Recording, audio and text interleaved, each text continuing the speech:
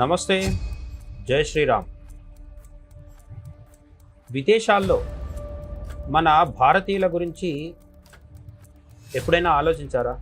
ఈ మధ్యకాలంలో Indian diaspora అనే పదం మనకు తరచుగా వినిపిస్తూ ఉంటుంది.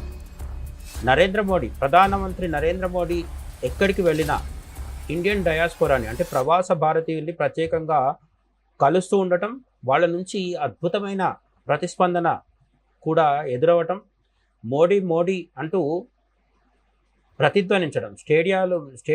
ఏ స్టేడియంలో అయితే ఈ మీటింగ్స్ పెడుతున్నారో, ఎక్కడైతే మోడీని కలవడానికి జనం వస్తున్నారో అక్కడ మోడీ మోడీ అనే ప్రభంజనం మనకు వినిపించడం తరచుగా చూస్తూ ఉంటాం. మోడీ 100కు పైగా దేశాలకి ఎక్కడికి వెళ్ళినా సరే మన భారతీయులు ఎదురుపడని దేశం అంటూ మనకి ఎక్కడా కనిపించదు. ఇన్ని దేశాల్లో భారతీయులు ఉన్నప్పటికీ కొన్ని దేశాల గురించి మనం ప్రత్యేకంగా మాట్లాడుకోవాలి. ఎందుకు మాట్లాడుకోవాలి? ఆ దేశాల్లో ఉన్న భారతీయుల గురించే మనం ఈరోజు ఎందుకు మాట్లాడుకుంటున్నాం? మన చరిత్రకి, వందల సంవత్సరాల భారతీయ బ్రిటిష్ బానిసత్వపు చరిత్రకి, కొన్ని దేశాల్లో ఈనాటికి ఉన్న లక్షలాది మంది భారతీయ మూలాలున్న భారతదేశ మూలాలున్న ఆ దేశాల పౌరులకి, ప్రవాస భారతీయులకి ఏంటి సంబంధం?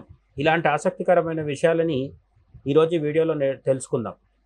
ఫిజీ, గయానా, మారిషస్ వంటి దేశాల్లో మన వాళ్ళు పెద్ద సంఖ్యలో ఉంటారు.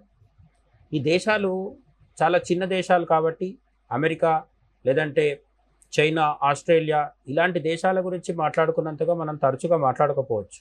కానీ భారతీయ మూలాలున్న వారి సంఖ్యతో చూసినప్పుడు ఈ దేశాలు గణనీయమైన భారతీయ మూలాలు, ఇండియన్ ఆరిజిన్స్ ఉన్న పాపులేషన్ అక్కడ కనిపించడం మనకు ఆశ్చర్యం కలిగిస్తుంది.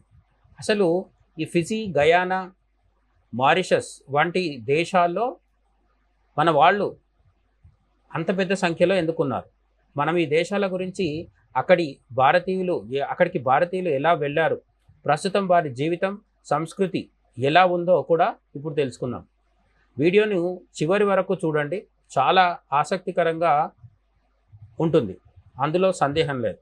1818వ అలాగే 19వ శతాబ్దాలలో ఫిజీ, గయానా, మారిషస్ వంటి దేశాలు బ్రిటిష్ కాలనీలుగా ఉండేవి.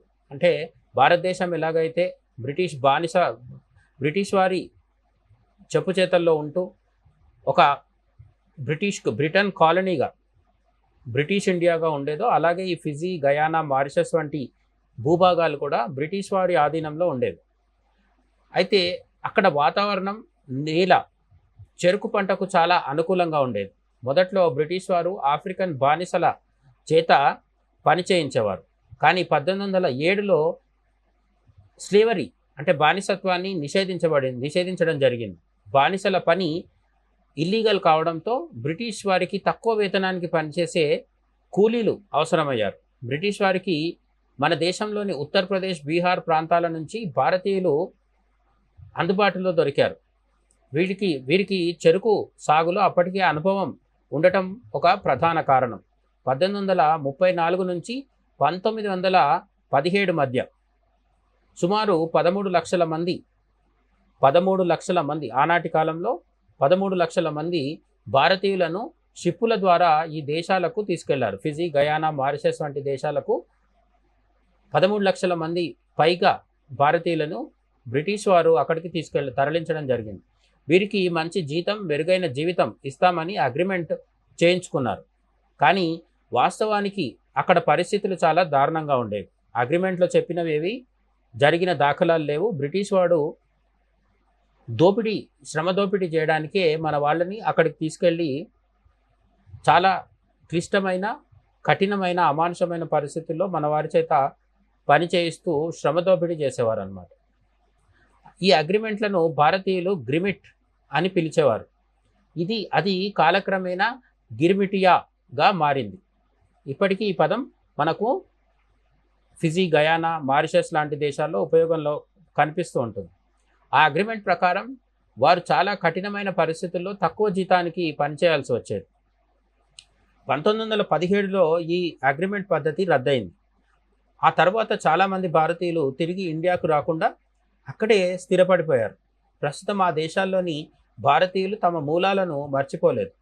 వారి జీవనశైలి, సంస్కృతిలో మన భారతీయత స్పష్టంగా కనిపిస్తుంది. మతపరమైన పండుగలు, దీపావళి, హోలీ, రక్షాబంధన్ వంటి పండుగలను వీరు ఘనంగా జరుపుకుంటారు. మన భారతదేశానికి కొన్ని వేల కిలోమీటర్ల దూరంలో ఉన్నప్పటికీ ఫిజీ, గయానా, మారిషస్ ఇంకా కొన్ని ఇతర దేశాల్లో కొన్ని వందల సంవత్సరాల పూర్వం వలస వెళ్ళిన భారతీయులు, వారి సంతతి, ఈనాటి వారి వారసులు దీపావళి, హోలీ, రక్షాబంధన్ లాంటివి ఘనంగా జరుపుకోవడమే కాదు, మారిషస్, ఫిజీ దేశాల్లో ఈ పండుగలకు ప్రభుత్వ సెలవు దినాలు కూడా ఉంటాయి. భారతదేశంలో ఉన్నట్టుగానే దీపావళి, హోలీ, రక్షాబంధన్కి మారిషస్, ఫిజీ లాంటి దేశాల్లో జాతీయ సెలవు దినాలు కూడా ఉంటాయి. ఆహారపు అలవాట్లు, మన భారతీయ వంటకాలు అక్కడ సర్వసాధారణం. రొట్టెలు, కూరలు, బిర్యానీలు, మసాలా దినుసుల వాడకం అక్కడ ప్రతి ఇంట్లో కనిపిస్తుంది. అలాగే భాష, సంగీతం, హిందీ, భోజ్పురి, తమిళ భాషల మిశ్రమం అక్కడ ఇప్పటికీ మనకు వినిపిస్తుంది. భజనలు, భారతీయ సినిమా పాటలు, సంగీతం అక్కడి ప్రజల జీవితంలో ఒక భాగం.